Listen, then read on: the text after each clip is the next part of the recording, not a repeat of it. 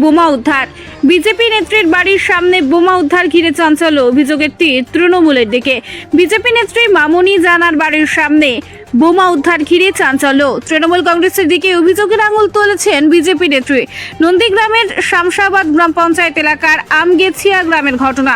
আমগেছিয়া এবং মহেশপুর বাজারের মাঝে খালি নন্দীগ্রাম রাজ্য সড়কের উপরে উদ্ধার হয় দুটি বোম। প্রসঙ্গত, যে জায়গায় বোমা উদ্ধার হয়েছে সেই রাজ্য সড়ক থেকে মামনি জেলার বাড়ির দূরত্ব 100 মিটার।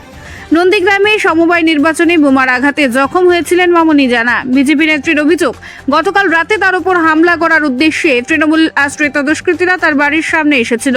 সম্পূর্ণ অভিযোগ অস্বীকার করেছে তৃণমূল কংগ্রেস। কালকে রাত 12টা নাগাদ আমার বাড়ির সামনে এবং আমার যে রুমের যে জানালা আছে, জানালার সোজা কিছু গাছ কাটার আওয়াজ পায়। আমার বুথের সভানেত্রী আছে, ইনি আওয়াজ পেয়ে, ইনার একটা ছোট গরিব বাড়ি, তো ছোট একটা দোকান আছে রাস্তার উপরে, চা দোকান আছে। ওরা ভেবেছে যে ওই চা দোকানটা ভাঙছি। তো ওর শ্বশুর এবং ওর স্বামী সবাই যখন বেরিয়ে আসে, দেখছে দুজন দুষ্কৃতী ছেলে দাঁড়িয়ে আছে মোটর বাইক নিয়ে এবং মুখে কালো কাপড় বাঁধা হয়ে আছে। ওরা যখন বলে কে কে কে, তো ওরা বেরিয়ে যায়।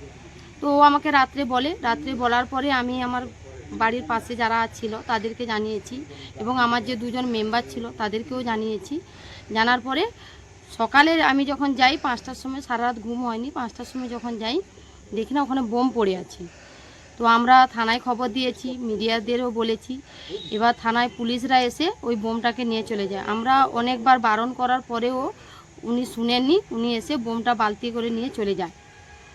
আমাকে এর আগে আমার উপরে আক্রমণ হলো রাস্তায়, আমি বাজারে গিয়েছিলাম, ওই আক্রমণটা আমাকে কিছু করতে পারেনি। দ্বিতীয়বার আক্রমণ হলো, কাঞ্চননগরে ভোট হয়েছিল, আপনারাও জানেন। ভীষণভাবে ওখানে আহত হয়ে আমার উপরে বোম বাস্টিং হয় এবং আমার যে মহিলা 5-6 জন ছিল ওরাও খুব আহত হয়েছিল। সেখানে আহত করার পরেও আমাকে প্রাণে মারার চেষ্টা করতে পারেনি, প্রাণে মেরে ফেলার। তারপরে আমার বাড়ির সামনে এসে এখানে বোম রেখে দিয়ে গেছে এবং গাছ কেটেছে, 3-4টে গাছও কেটেছে। এখন আপনারা দেখতে পারেন। এরকম কেন করছে ওনারা? কারা করেছে? তৃণমূলেরা করেছে। আমি এনআইএ করেছি কিছু দুষ্কৃতীর নামে। ওনারা আমাকে হুমকিও দিয়েছিল কেস তোলার জন্য। আমি ভয় পাইনি, আমি কেসও তুলিনি। তো তার জন্য আমাকে আবার প্রাণে মেরে ফেলার চেষ্টা করছে। হ্যাঁ, আমার মাথার উপরে একজন আছে, আমার অভিভাবক শুভেন্দুদা আছে। তো ওনাকে আমি জানিয়েছি, উনি নিশ্চয়ই আমার নিরাপত্তার ব্যবস্থা করবেন। আপনার নাম? নন্দীগ্রাম 2 উত্তর মণ্ডলে মহিলা মোর্চার সভানেত্রী মামনি জানা।